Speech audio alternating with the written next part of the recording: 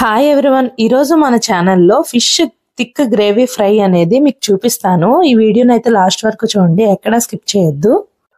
ముందుగా ఫ్రై కోసం అల్లం వెల్లుల్లి పేస్ట్, ఉప్పు, కారం, మసాలా పౌడర్, అలాగే నేను దంచుకున్న ఒక మసాలా పౌడర్ కూడా యాడ్ చేసుకొని ఆయిల్ వేసుకొని ఒక ముద్దలా కలుపుకోవాలి.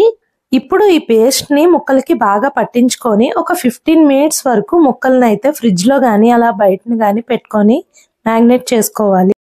ఇలా చేయడం వల్ల ముక్కలకి బాగా పేస్ట్ అనేది పడుతుంది. ఇప్పుడు కళాయిలో ఆయిల్ వేసుకొని డీప్ ఫ్రై కోసం పెట్టుకోవాలి. ఇప్పుడు ముక్కల్ని ఆయిల్ లో వేసి కొంచెం ఫ్రై చేసుకోవాలి.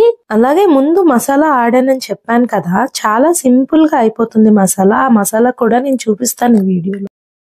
నేను ఫిష్ రెసిపీస్ ఎక్కువగా ట్రై చేస్తుంటాను, కానీ వీడియో తీసే టైం ఉండేటప్పుడు మాత్రమే వీడియోస్ తీస్తున్నాను.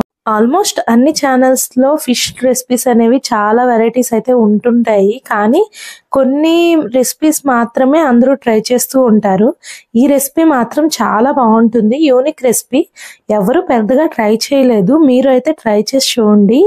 ఎవరు ట్రై చేయలేదు కదక్క, మేము ట్రై చేస్తే బాగుంటుందా అనుకుంటారేమో, నిజంగా చెప్తున్నానండి, చాలా బాగుంటుంది రెసిపీ.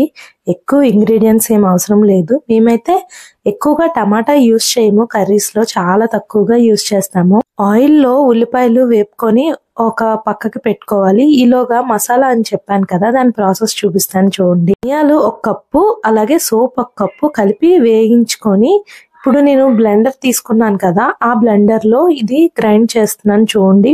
10 మినిట్స్ లోగా ఇది అనేది చాలా పొడిలాగా గ్రైండ్ అయిపోయింది. ఈ బ్లెండర్ నాకు బాగా యూజ్ అయింది, ఇది మీషోలో తీసుకున్నాను. ఆనియన్స్ వేగుతున్నాయి కదా, అందులో ఉప్పు, పసుపు, కారం వేయించుకొని, అలాగే నేను ఆడిన మసాలా కూడా యాడ్ చేసుకొని ఒక్కసారి కలిపి పెట్టుకోవాలి. ఇవి బాగా వేగిన తర్వాత ఇందులోకి కొంచెం చింతపండు రసం అనేది యాడ్ చేసుకుంటున్నాను. చాలా లైట్ గా, ఎక్కువేం కాదు. చింతపండు రసం యాడ్ చేసిన తర్వాత ఒక 5 మినిట్స్ అది బాగా బాయిల్ అయిన తర్వాత అందులోకి ఈ ముక్కలను అనేవి ట్రాన్స్ఫర్ చేసుకోవాలి.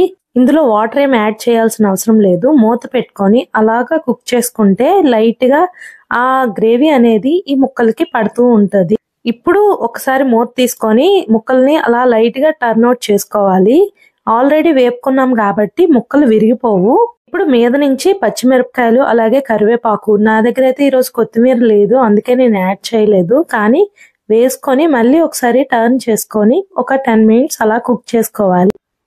దీనికి ఎక్కువ టైం ఏం పట్టదు, కానీ రెసిపీ అనేది చాలా అంటే చాలా బాగుంటుంది. ఆ చేసుకున్న గ్రేవీ అనేది దాని పులుపు, లైట్ గా పులుపు తగులుతూ చిన్న స్వీట్నెస్ వస్తూ గ్రేవీ అనేది థిక్ గా చాలా బాగుంటుంది. మంచి రసం పెట్టుకొని ఈ ఫ్రైని ట్రై చేస్తే బాగుంటుంది. లేకపోతే వేడి వేడి అన్నంలో ఒక్కసారి కొంచెం గ్రేవీ అనేది కలుపుకొని ట్రై చేసి చూడండి. ఒక్కసారి ఇలా ట్రై చేసి చూడండి, బాగుంటే నాకు కమెంట్ చేయండి. వీడియో నచ్చితే లైక్ చేయండి, షేర్ చేయండి, సబ్స్క్రైబ్ చేయండి. అంతే వీడియో. Bye bye.